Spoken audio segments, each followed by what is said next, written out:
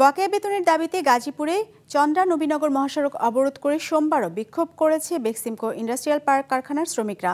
অবস্থান করেছে ডরিন গার্মেন্টসের শ্রমিকরাও। এর জেরে আশুলিয়ায় একটি পোশাক কারখানার শ্রমিকদের মধ্যে সংঘর্ষ এবং আগুন দেওয়ার ঘটনাও ঘটে। গাজীপুর প্রতিনিধি ফারদিন ফেরদৌসের পাঠানো তথ্য ছবিতে ডেস্ক রিপোর্ট।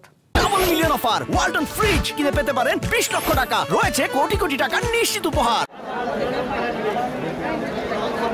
সকাল 11:30। আগুন আর ধোঁয়ায় আচ্ছন্ন হয়ে পড়ে আশুলিয়ার কলতাসতী এলাকার অ্যামাজন নেটওয়ার্ক কারখানা ও এর আশেপাশের এলাকা।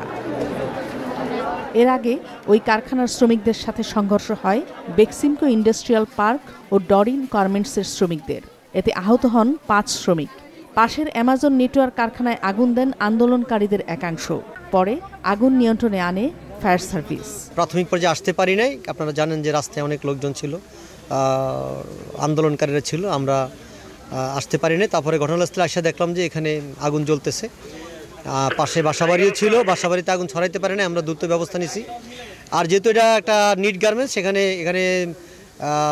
জ্যাকেট তৈরি হয়, ফ্যাব্রিক ছিল, তুলা ছিল, মেশিন ছিল, বয়লার ছিল, গার্মেন্টস অ্যাক্সেসরি ছিল, ভবনের ক্ষতি হয়েছে আর কি।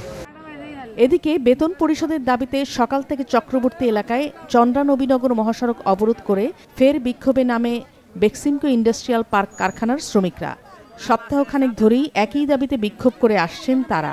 অন্যদিকে পূর্ব ঘোষণা ছাড়াই কারখানা বন্ধ করে দেওয়ায় জিরানি বাজার এলাকায় মহাসড়ক অবরোধ করে বিক্ষোভ করছেন ডরিন গার্মেন্টসের শ্রমিকরাও। বেক্সিমকোর লোক আইসা এখানে হামলা করছে, আমাদের ছুটি দিয়ে দিয়েছে। আমরা চাইছিলাম যে আজকে ডিউটি করব। টাইগার ঢুকছে, তার প্রতিবাদ আমরা করার কারণে আমাদের ফ্যাক্টরি অনির্দিষ্টকালের জন্য বন্ধ দিছে। আমরা ডিউটি করছি, আমরা কালকে ছুটিতে গেছি, আইসা সকালে এসে দেখি ফ্যাক্টরি বন্ধ। কিসের জন্য বন্ধ তা আমরা জানি না। 172টা লোকরে বার করা হয়েছে এবং ওদের পাওনা দানা যা আছে মালিক পক্ষ দেয় নাই। পুরান যে স্টাফদেরকে আমরা বার করার ইয়া দিছিলাম, তারা পকেট থেকে টাকা দিয়ে তাদেরকে বার করে দিছে। এমন পরিস্থিতিতে জেলার চক্রবর্তী ও জিরানি এলাকার বেশ কয়েকটি কারখানায় আজ ছুটি ঘোষণা করা হয়।